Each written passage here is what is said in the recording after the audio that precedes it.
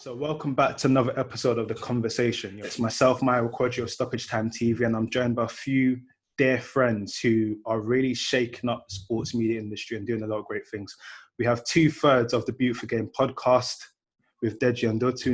We have Shebby of TouchlineFracas. Without TouchlineFracas, it's fair to say a lot of the stuff that's happening now within our community and podcasting doesn't happen, so big shout to them. And we also have two groundbreakers in Fadumo and Lipa, who are, I think she's Offside podcast. How is everyone doing? Everyone good? Yeah, good, man. Thank you for having me on. Thank you for having us on. I appreciate it. I'm a bit starstruck. This cast looks great, mate. The cast, I'm like, rah, like, do you know what? Before I come on, I was a bit annoyed. Somebody's messed up something. But I'm coming on. I'm like, all right, cool. The lads are on. Yeah, I'm here to enjoy myself.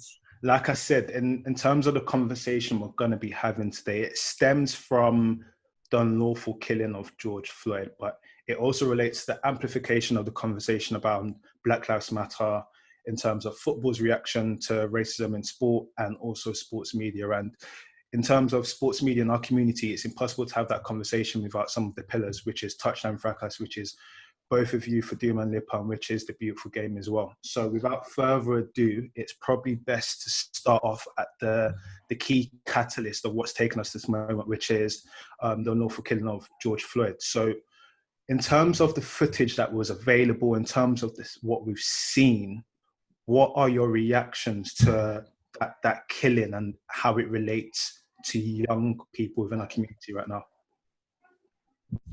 Anyone can take the floor. You know what's interesting?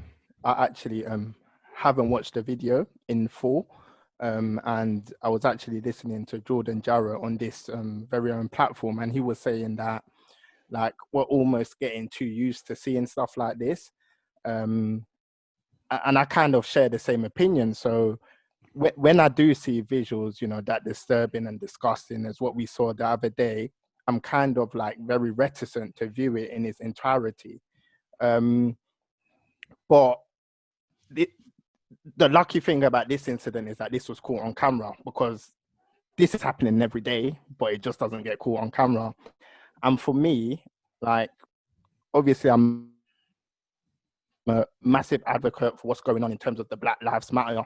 But I think the bigger question is, what are these organizations and what is the industry going to do after this? Because it's very easy to put out these PR statements and say, you know what, we support, you know, Black people, we support Black businesses, but then like not to call out any organizations, but let's say the FA, for example, you're tweeting out, you know, condolences, but what's your boardroom looking like? You get what I'm trying to say?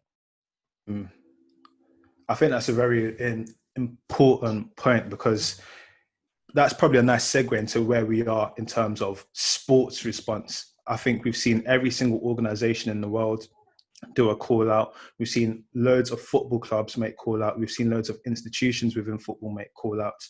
However, what is the feeling in the room to the statements that's been put out by football clubs, players, etc.? And that's starting from, let's say, the initial kind of Bundesliga coverage with Jadon Sancho, all the way to your FA, your FIFA, your Chelsea, Liverpool, etc. What's the feeling around the response that football has taken to this? I was going to say, I think you can very much tell that the rooms that are giving out these statements don't have any kind of diversity whatsoever, from the fact that a lot of the statements look exactly the same in the manner of that they put out.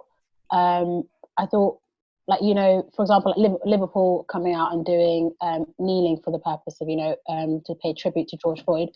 That was like something authentic and, you know, something that they wanted to do. And then suddenly it became a trend amongst the rest of sports. So it's kind of like there is no thought behind it from a lot of things. A lot of the statements, there seems to be no thought behind. It seems to be like we're going to support Black Lives Matter, but there is no acknowledgement of, you know, the fact that sometimes there is actually some systematic issues within those clubs or within sports as a whole, and, you know, and there is no acknowledgement of like what's going to be done in the future. Is that going to be in the sense of you're going to bring more people in terms for from ethnic diverse backgrounds, or are you going to provide resources to help people get into sports? But so it's like there's a statement but no follow-up action whatsoever. Yeah, no, I totally agree. You know what's funny? Interesting. I was gonna say, I don't really. I think all of the clubs and most players. I'm not gonna say all of the players, but I feel like it was lip service. However, that's an interesting point you brought up about Liverpool, because I never looked at it from that angle in regards to them doing something totally unique. You know, every club put out something kind of like it's a copy and paste statement that they put out on social media. However, when I think about it now, Liverpool did put out something quite unique. But again, I'm skeptical of most people. I'm skeptical of, most of these teams, because as as it was said earlier on, what does your boardroom look like? Like, who are making key decisions, and who okayed that press release? Is there somebody in the team that looks like us on, that's currently on this podcast or this platform, that's saying, all right, cool, yeah, that makes sense, or whatever. So for me, I just feel like it's kind of like lip service, and there's just, I think there has to be a course of action. There has to be, the uncomfortable conversation has to be had. Yeah. So for me, I'm comfortable to talk about racism because I'm black and it's something that affects me.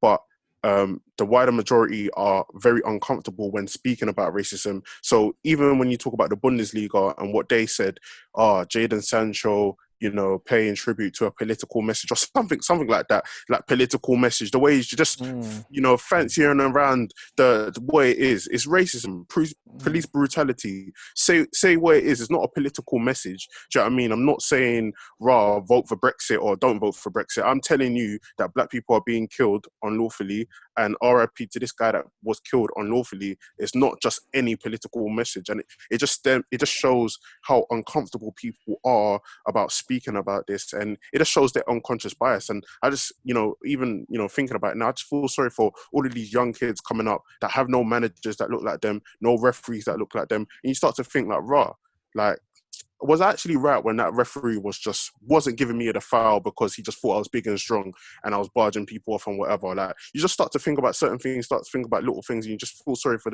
these young kids that are kind of growing up and playing football in the game today. When we look at it, we talk about empathy. When you look at Jadon Sancho's camp, EPG, it's predominantly black. Yeah. So back in the days, we had Rio Ferdinand on our platform, and he wanted to speak out about the John Terry incident.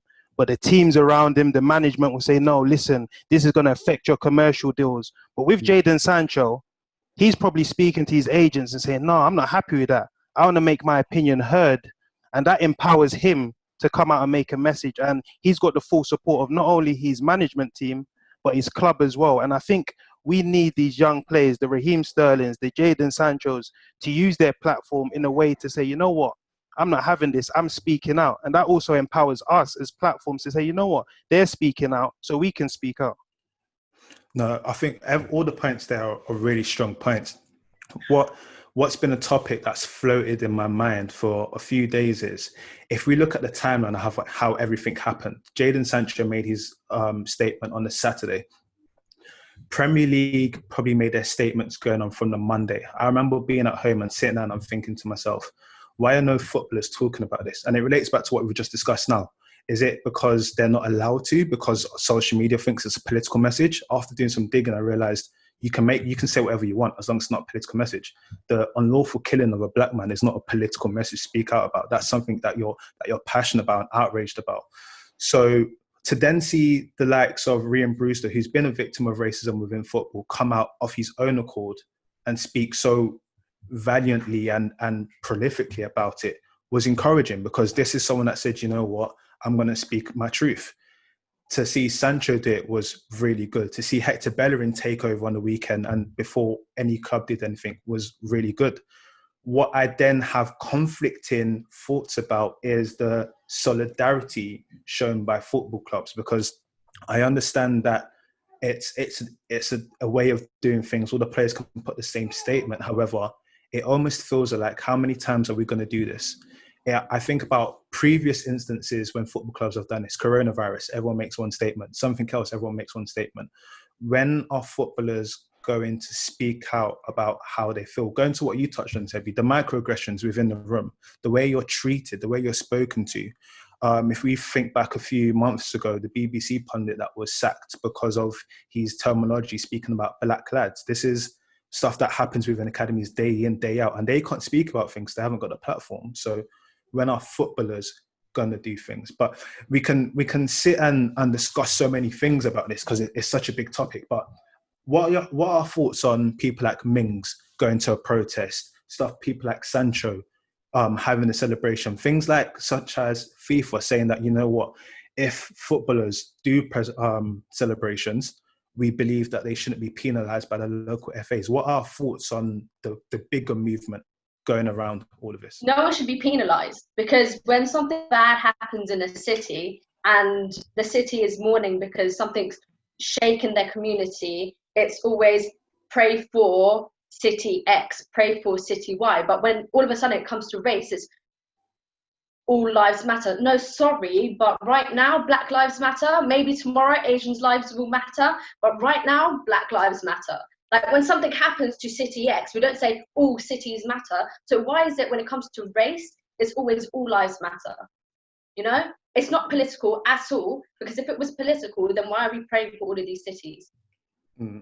It's a really, really strong point. And again, it kind of makes you look at things and say, okay, how many times have we been here before? Why does this, I don't know for all of you guys, but for some reason, this moment feels a little bit different. But if we look back, how many times have we been in a situation where an incident happens, such as Raheem Sterling against Chelsea, and we go, you know what, let's talk about this. And within a few weeks, that conversation might go away. Why does it feel this time anyway? Or it may not feel like this time, but what is different about this moment right here that we're in? I feel like the pressure's been on. Like, I feel like, you know, it's like everybody's on the throttle. More people are aware, and it's been consistent rather than a 1 day thing or a 2 day thing. It's been very consistent. And on top of that, it's like the amount of people that are actually behind the protest. So for me, that's what I feel like it feels different. And then, you know, sometimes I look at, you know, players my age and a bit older.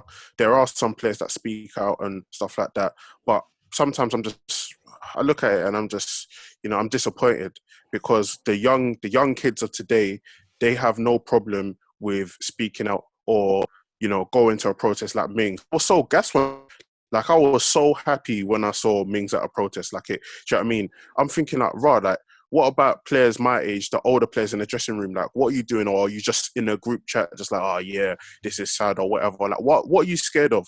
Your main sponsors have come out and said whatever they said. Nike have come out, yeah. Adidas have done a little quote and they've come out and they've said whatever they've said, yeah. Reebok have acknowledged without black people, Reebok won't be here. Your main sponsors have come out. So what are you waiting for? Even if you were shook, now everybody's out now. So what are you waiting for? So for me, I'm just disappointed with, you know, some of the senior players that haven't really said anything. But again, you know, that's not it. Everything doesn't have to be public. You know, they may be doing things in the background. So I totally understand that. So yeah, just to close, I just feel like it's just different because you know, the voices that are speaking, there's some powerful voices that are speaking. There's people that are risking, you know, other things in other sports to go and speak. And now I look at their comments, it's just full of racist trolls and stuff like that. But it feels different because they're not shook. And yeah, it's just something I respect.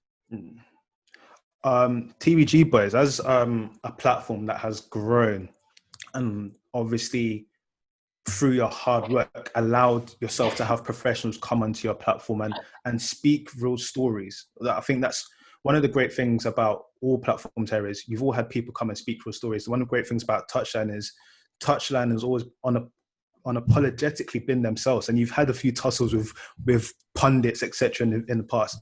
But in terms of your platform, Beautiful Game Boys, why do you think that, what part do we have to play in this now? Because your podcast for me seems to be like a safe haven for people to come and speak about issues. What part do we have compared to mainstream media? Yeah, I think when people come onto our podcast, they buy into us as individuals. When we speak to them, we've got no agenda. We just want to find out their truth. And as content creators, like, we see ourselves as a mix between content creators and journalists. We've got a lot of knowledge about the game, but also we want to give people that safe haven, as you mentioned, to come on and tell us their truth, because we've looked at the media and for too long, it's been the same old message being conveyed at halftime.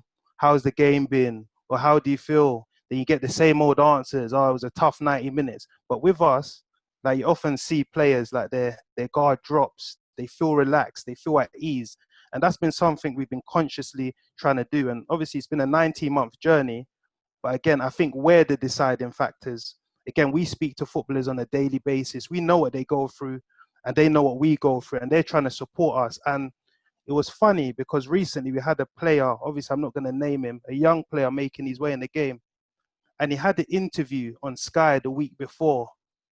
And we could see he wasn't himself. He was uptight, like he was wearing a tie. And we're like, oh, what happened, man? Like, you weren't yourself. And he's like, bro, I couldn't be myself, man. And he said, you lot, what you lot are doing is mad for the culture. We need platforms like yours. And that's what we want to do. Like players that are going through difficult moments, players that aren't having confidence, we want to provide that safe haven for them. And that's what I think we do. And I think just to piggyback off of Dej's initial point, I think one of the reasons why a lot of players and, you know, coaches and managers have taken to us is because their words are never going to be twisted in terms of they're coming straight to us from their voice, and it's not going to go through a middle link like a newspaper where they're going to get misquoted, and they feel comfortable doing it. And obviously we always, you know, offer the assurance that, listen, if you're not happy with something, we're more than happy to, you know, take it out and work with you. And I think Raheem Sterling has been massive for our platform because we started literally off of the back of his statement on Instagram. And I think, to be honest, to the industry, the amount of goodwill we've had throughout our journey has been like absolutely humbling. And we just want to put out the best and honest message possible for, you know, the wider public to listen and hear.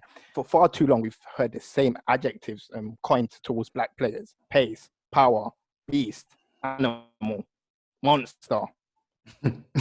and these are words that will be used, you know, for a player like Yaya Toure, who is one of the best technicians to ever play in the Premier League. And we're like, you know what we're going to do? We're going to create a platform where we change that narrative. And obviously, hopefully we've managed to do that. Well, one of the key points you mentioned there is microaggressions, essentially microaggressions that loads of footballers stand. And on your point, Dej, about kind of how the makeup of your show is, it's one of the key components of all the shows here in terms of the people on the show understand it, the people that put into the show understand it. And it goes to my next point about representation within sports media. So one of the key things we always talk about is the two words that loads of people like to throw around: diversity and inclusion. And I've seen a lot of time where companies might get, you know, 3 different people to present, and to them that's diversity. But one thing I've definitely realized through the likes of Troy Deeney speaking out, through the likes of Andre Gray saying that, you know what, they prefer different interviews, is it's one thing to have people that look different on the front cover. However, how does the back of it look?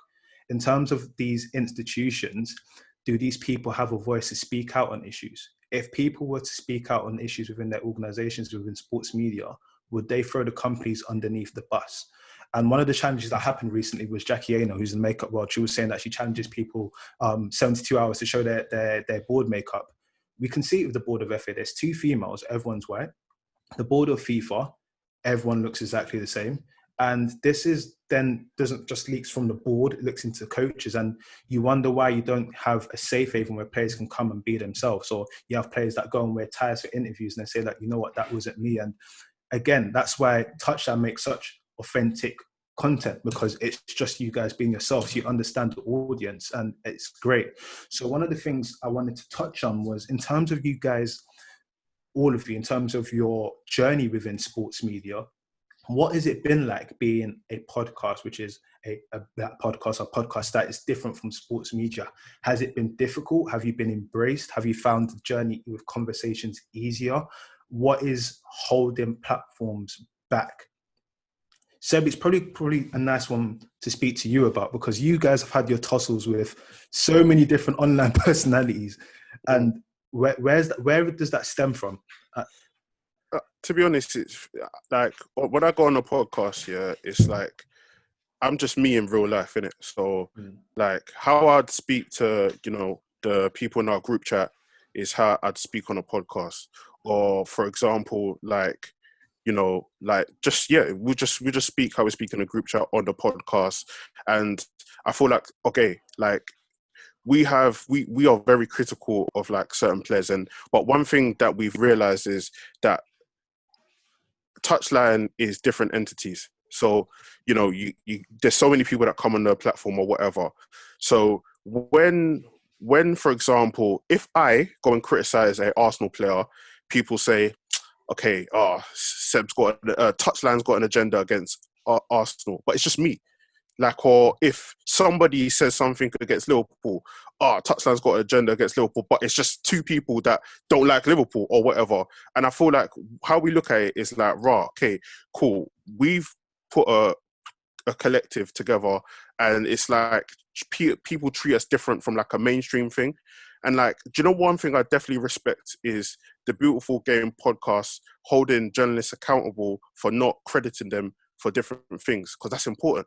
They need their credit. Like, people need their credit. Very earlier on, going back, you know, we was talking about the P&P thing. We even made a t-shirt, so we made it, you know, we kind of made was making a laugh out of it. Do you know what I mean?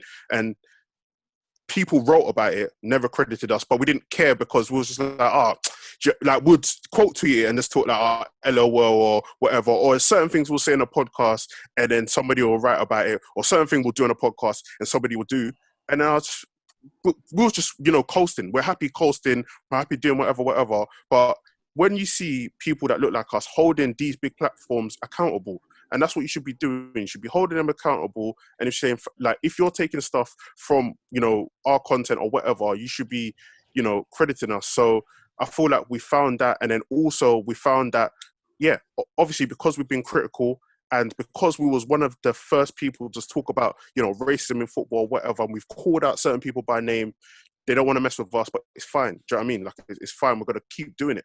You know, we're going to keep, like, if we don't like something, we're just going to keep doing it. And it's just me just kind of being myself. And, you know, again, it doesn't speak for Touchline. Like, when Graham Souness is every single day on Pogba, does Pogba stop doing an interview with Sky? He may not do an interview with Graham Souness, but he's still going to do an interview with Sky. And I feel like that's what we're trying to kind of achieve here, where there's individuals, they're going to have, you know, their own, you know, critique on a certain player or a certain person or whatever, but it just is where it is. I'm going to continue in it. Fadumo, someone that works for a publication, what is your views on the coverage of everything that has gone on recently? I think it's been really weird. Like you said, it's one of those things that everyone kind of knows it's wrong and wants to say something, but it's always like that initial, you wait for someone to do it. So in this case, it was like waiting for Jordan and Ryan to come up and say it, and then everyone else jumps on the bandwagon. So I do think there's been a lot of that in the media. But like I said, I feel like newsrooms have actually seen that they lack diversity massively in terms of everyone scrabbling for that one black journalist or one, you know, part-time freelancer that they're probably furloughed somewhere, and they're just like that's the difficulty they're having, and they're like trying to work out ideas or things of what to do. But going back to like what you guys were saying early on about, you know, the FA and stuff, I think one group that just hasn't been held accountable as much as women's sports, because women's sports has been shocking in this kind of situation. Like, you know, considering the fact that the FA holds the England men's team and the women's team, but the fact that the women's team statement came out on, I think it was like Friday, which was a week after everything else came out. So at this point, players have started talking, brands have done Blackout Tuesday. Like, we've passed it for a very long time. And then for them to put out the same statement across like 3 platforms. But again, is that lack of diversity even amongst the fan base and the players and everything else in women's sports, that it's so far behind. And I think that's what's like caused this like delay in messaging across like women's sports, where like men's sports, I feel like it's got a little bit ahead in that sense. But again, when you say like newsrooms and working in publications, I do feel like there has been a bit of a delay, but there is like stuff being said and stuff being done. Like, I know personally at Telegraph Women's Sports, had we not seen some of the statements that female athletes were making very quickly, and we made that, it wasn't a lot, but it was just making that into a small graph or small, you know, app cards that went on Twitter, which for a lot of people might not seem like a lot, but then I know that I've actively exposed, I don't know, 20,000, 30,000 people who follow the Telegraph to Black Lives Matter who probably wouldn't have seen it otherwise. And that's why I think I'm so vocal about people still, and organizations and brands still putting things up online. Yes, it's, you know, important what you do behind the scenes, but when you have a platform of thousands and millions of people following you, what you say online is important, and what you don't say online is even more important. So in that kind of situation, I think it's equally important to make sure you are being very vocal online, because silence at the end of the day is betrayal, and it is enabling that kind of ignorance to consist in sport. We alluded to it earlier, saying that this moment feels different. One of the key things that came out within the last 2 weeks was Blackout Tuesday. And without stating names, there was a few interesting characters that participated in Blackout Tuesday. What are our thoughts on solidarity without acknowledging previous events? Because for myself, one of the key things that I'll say it for what it is, one of the key things that I was not impressed about the FA about, and I felt away, was it's one thing to come out with a statement talking about Black lives. But for me, that means that you've acknowledged that there's been an issue all this time. So where my mind goes straight away is all of those isolated incidences that I heard about in January, February, March, and you're saying they're isolated. They're not isolated incidents. We have an actual issue here. So to kind of brush over it, or just say that we understand where the football community is coming from, I do feel a way about that. But what is our thoughts on solidarity without acknowledging the elephant in the room? Because it alludes back to that conversation about racism, like you said, Zoe. Racism is not a comfortable conversation. It's uncomfortable. People may not want to talk about it, but unless we talk about and call things how they are, things can't move forward. Do we feel like Blackout Tuesday just allows kind of to pave over a few cracks, and then when football comes back, we forget about things? Or how do you guys feel about that movement and where it's brought us to this week? Sorry, I don't think that solidarity, like, whatsoever, in terms of like people putting out, or clubs, or whoever it is, whatever sports we want to look at, as a collective putting out just a black square or a line, Black Matters. It is, I think the big and the biggest issue like that has caused in itself is like we've kind of blacked out what the actual issue is in the UK, and it's become like, oh, we're protesting because of everything that's going on in America. But yes, that's part of the protesting issue, and that's part of what Black Lives Matter is about. But a bigger part of Black Lives Matter is this systematic racism that is like enabled Black people for such a long time to progress within those fields. So to put out just a square and a hashtag Black Lives Matter and then move back onto posting content around the sport is not actually actively doing something about it. It is more being able to proactively show that you're doing something. You know, do you have a scheme that's about to start that's going to enable like more Black people to join your organisation? And have you looked at the numbers of Black people you've got across your organisation? Do you feel that you can make a space on a board for another Black person? You know, like those are the kind of things that organisations and sports, etc., should, as a collective, be saying, okay, cool, we acknowledge that, you know, Black Lives Matter is important and it's a movement, and this is also what we're going to do. And I feel like that's what was missing from Blackout Tuesday and across a lot of things, that there has been no accountability on that part and actually putting out information about what is going to happen next. How do we make people accountable though, in terms of, because the one thing that we all have in common is we have platforms, we're young, we're unapologetically ourselves, it's authentic voices. How do we kind of progress this topic now? How do we make sure that this isn't another moment in time where for 1 week everyone comes together about it, and then within a week when football returns like it does in the middle of June, we kind of go, oh, you know what, let's look at Liverpool winning the league. How do we make sure that this stays at the forefront? For me, one of the key things is, I've always said that it's one thing for Black footballers to speak out. However, one of the key things that happens in media a lot of time is Black trauma is kind of positioned a certain way.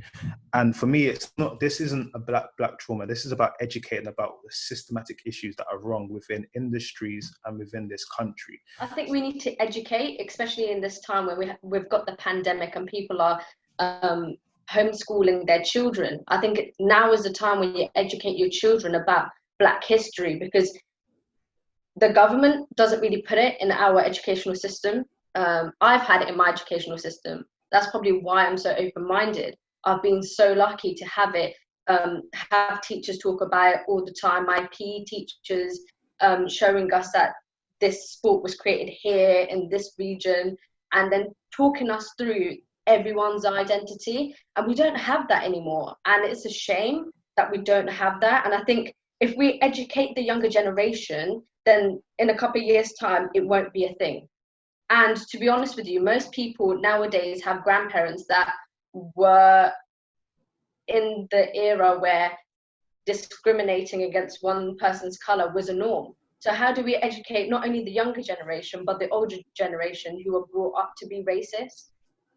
It's great putting ads out for football fans, but what are we going to do to actually cleanse the insides of people in a deep manner? How can we change it from the top? Because it's great saying to the coaches, oh, be nice to X, Y, and Z, to tell kids, you know, you should be a coach, you should be a football player. But why don't we ever say to our black children that you could be a policymaker, you could be a sports minister? Why don't we ever say that? Because if we did have that, then this issue wouldn't be a thing right now. And we completely missed that whole section out. So we just tell them, do you know what, just be a coach, and just hope one day, you know, when you write say no to racism on your t-shirt, it will blow away.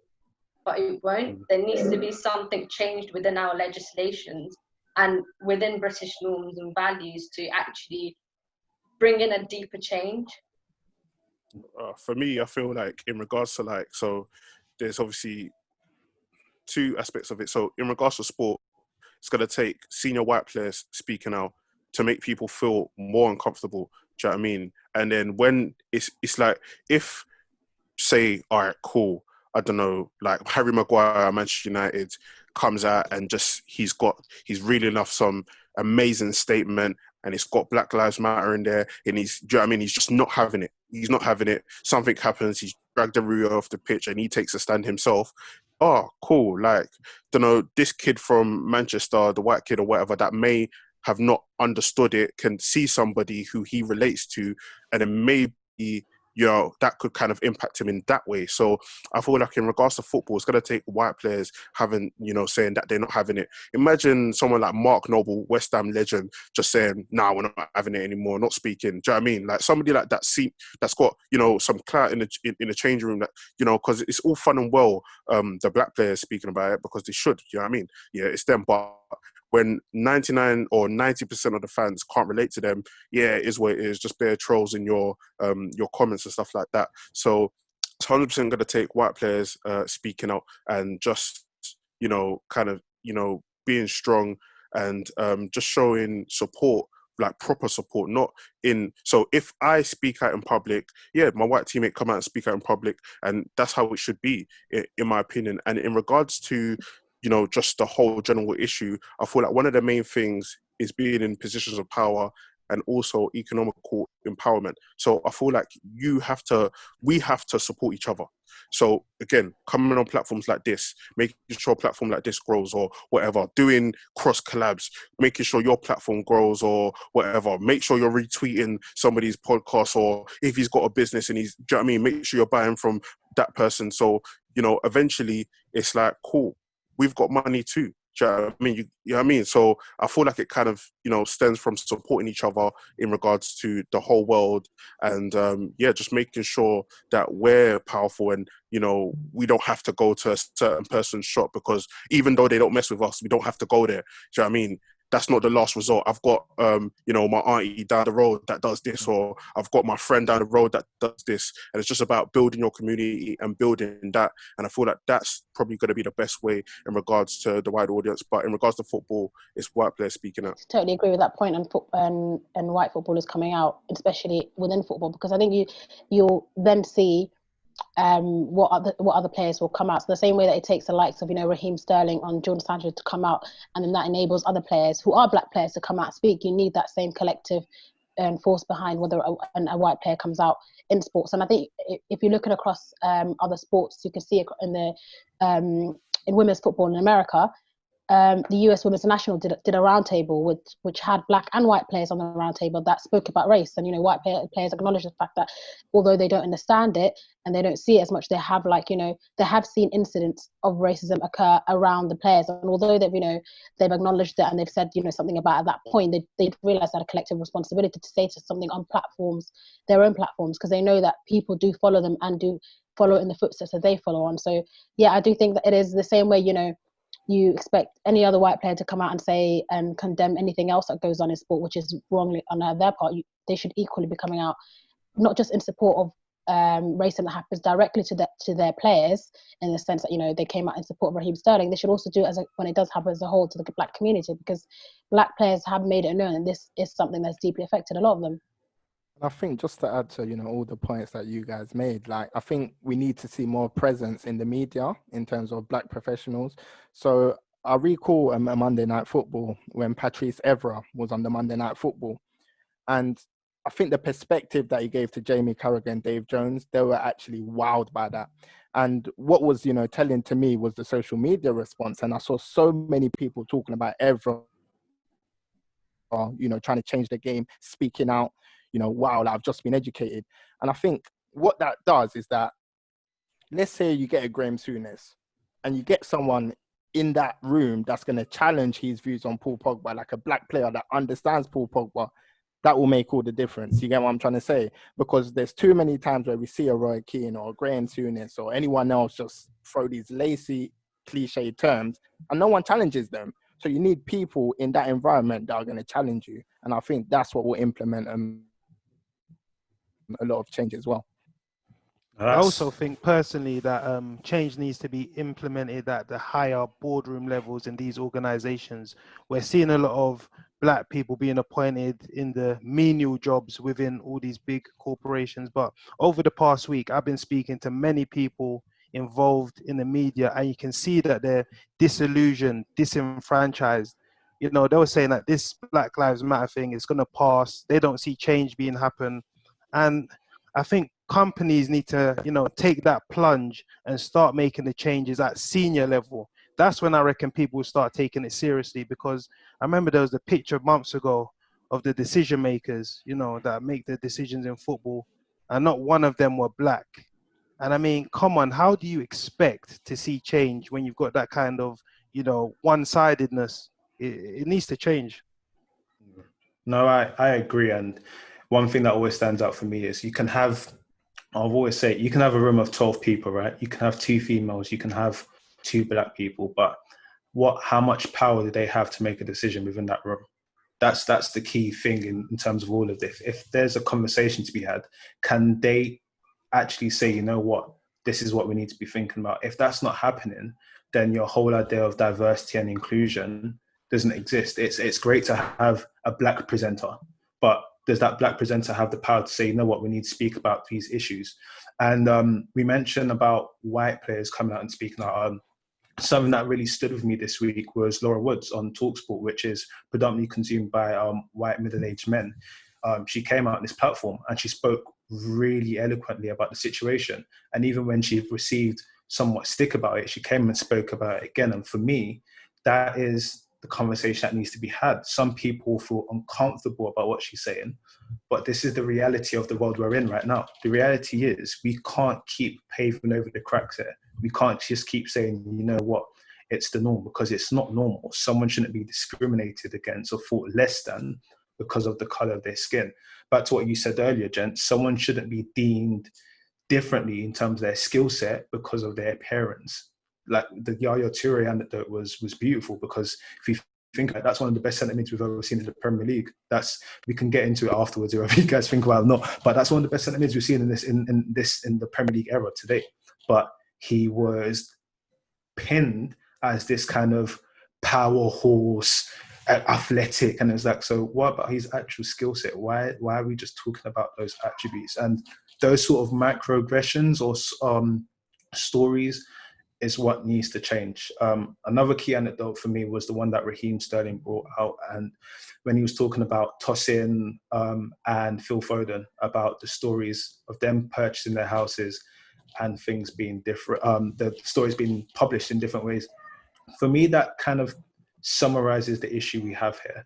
Even if we're not talking about incidents which are blatant and in our face, when we look at the covert messages that are sometimes put out, we have a big issue, and it's only right that we call out for what it is. I appreciate all of you guys, because on your platforms, one thing that you always do is when you see something that's wrong, you address it. And hopefully with the way content is consumed now, the way players feel empowered to go to different avenues to speak about stuff, we're in a place where this moment we're in, last longer than a moment. We're in a place where we don't have to talk about this within 2 months because we're constantly talking about it and we're constantly trying to make a change. So yeah, it's been great having all of you on. If you're listening to this, I feel obliged to say that have these conversations. They may feel uncomfortable, no matter where you come from, not what work of life you're in. Have these conversations. Everyone has a platform or ability to kind of speak about something. Not everyone is going to be able to be a protest. Not everyone is going to be able to put out statements, but you can have a conversation about it. And with that conversation, you don't know how you can change the narrative on what's going on. So I'd like to thank all of you once again. Seb, you mentioned something about buying locally. This is a plug for your products. Buy Las Rum. Make sure you buy that. Sure. Make sure you're following the Beautiful Game. Make sure you're following, I think she's Offside podcast. And sorry, Mario, can I just add really quickly onto that? Like, everything we've covered really well. I think one thing that I think has been really great, I know from my perspective and someone that's relatively new into like an official traditional media role, is just generally seeing like people who have been in the media role for a lot longer than myself actually coming out and addressing it. So seeing the likes, Jess Creighton, Jeanette Quatchi, Darren Lewis, Troy Townsend, like Hugh, so many people actively going out, this is terrible, and we need to speak about, and then bringing other Black voices into the conversation has really kind of opened my eyes into the fact that although we are very early on stages of what we're doing, equally have that power hold at this stage and many other stages to go on and do the same. So I think like we've spoken a lot about in a kind of hard hitting conversation, but at the same time I think I would like to acknowledge that there is like a lot of really good things happening, and like a lot of people who are instilling hope in the young Black people of like who are part of this discussion, who are probably part of lots of other platforms, because they're seeing Black athletes and Black presenters they really aspire to look at and be like, you guys are actually doing this, which gives us the same hope that we can do the same. 1,000%. And on that point, that's why it's only right to thank Darren, Rodney, and Troy for giving us this platform to speak about it, because ultimately what they have recognized is, for them, they have a viewpoint on it as slightly older, even though they look quite younger. We have a slight viewpoint on it as well, but they've allowed us to use their platform, which is great of them. All the people that Fadumo mentioned as well, you're kind of like your Hughes, your Jess, Jeanette, all of these people that are going out there, and let's be real, they are putting stuff on the line because they're saying stuff that people may not want to hear, but that is giving people like us hope that, what, we can go out and speak on our platforms. And I hope you guys continue to do so. I know the conversation will. No, I just wanted to add a few names because people, like Rob Harris that are not Black, they've been supportive from the get-go. Miguel Delaney, Jack Pitt-Brooke. So I just want to give like people like Oliver Holt as well. Oliver Holt, Henry Winter, who I speak to often. He normally supports, posts the work and gives us messages of support. Adrian Kajumba, Sariba Kaju, people like that David tell Ornstein. Ornstein. So there's a lot of people behind us. We might be the faces of what we do, but people are giving us confidence. And throughout our time in the media, I can say we haven't really felt any racism. We felt the confidence to keep producing what we do. So big up to everyone supporting. And as Sebi was saying earlier, we should all be supporting each other, posting each other's work. We need to empower each other to continue to propel to new heights. And I believe something is changing. The talent pool is there. Before, we used to have to go to other companies and maybe ask for jobs, but now these companies are coming to us. So we just need to keep producing our great work and being excellent. 100%. And without further ado, I would love for all of you to plug what you're doing at the moment, plug your platforms, because like we mentioned, education is a key part of this, and a lot of you guys are producing some amazing stuff. So Lipa, you know what to do. Don't just plug the podcast, plug everything you're doing, because you're doing a lot. The floor is yours. So she is Offside on Instagram and Twitter. I have my pages as well. So it's simply Lipa_Nessa. I'm very vocal on Twitter, Instagram, and LinkedIn about all issues that affect me and my brothers and sisters. If you're not already, please follow TouchlineFracas, and we also have club-specific pods. So Touchy Gooners, Cop and Fracas, Chelsea Hour, Make United Great Again. So, I'm sure you'll find a pod for you. Me personally, if you just follow my company, which is Las Olas UK on Twitter and lasolas.uk on Instagram. It's a spice rum company, the first black premium UK spice rum. So we're sold out, but yeah, make sure you support. The Beautiful Game podcast, the Twitter is at podcast_TBG. The Instagram is pod_TBG. YouTube, just type in the Beautiful Game podcast and I'm sure you won't miss it. My personal Twitter is at LFC Nino. I, talk about basic things in regards to football. And if you want to follow someone that talks about more complex stuff in football, follow at Dej_TBG. Yeah, I'm at Dej_TBG. On my Twitter, I talk about, football and promote our work. And there's a lot of good work going on. You've got Daps at Counter Attack. You've got Mayowa, Stoppage Time. You've got the boys at Footy Says. Shebby and TouchlineFracas. Yeah. So, yeah, there's a lot of great work and there's a lot of variety free in midfield, of content. There's a lot of them, man. There's a lot of them. Technical area, football. Weekly Canon, free. YT3, Gold Diggers. There's so many. Literally hold tight Gold Diggers. There's a lot of people doing great stuff, and it's great that we can have our platforms and have our say. And like you mentioned, bigger platforms are reaching out to us and saying, okay, what can we do? So it's a great moment to be involved in. We just need to make sure that this conversation is at the forefront of that. For myself, Mayowa Quadri on Instagram, on Twitter, Stoppage Time TV is the podcast, Versus is the publication I write for and do other things as well. So check that out. That'll be back online shortly. Once again, thank you to Troy and Darren for the opportunity. Thank you all for joining me. Honestly, really enjoy this. And again, I'm glad that there's optimism in this conversation. It's a hard conversation to have, especially if we're being really honest. I'm sure we're all tired. It's been a drooling 2 weeks, but things will get better. And having these conversations on these platforms is a start about it, where we can educate people and we can talk about things. So once again, thank you all for turning up, for speaking eloquently, for speaking your truth, for being yourselves as well. I really appreciate it.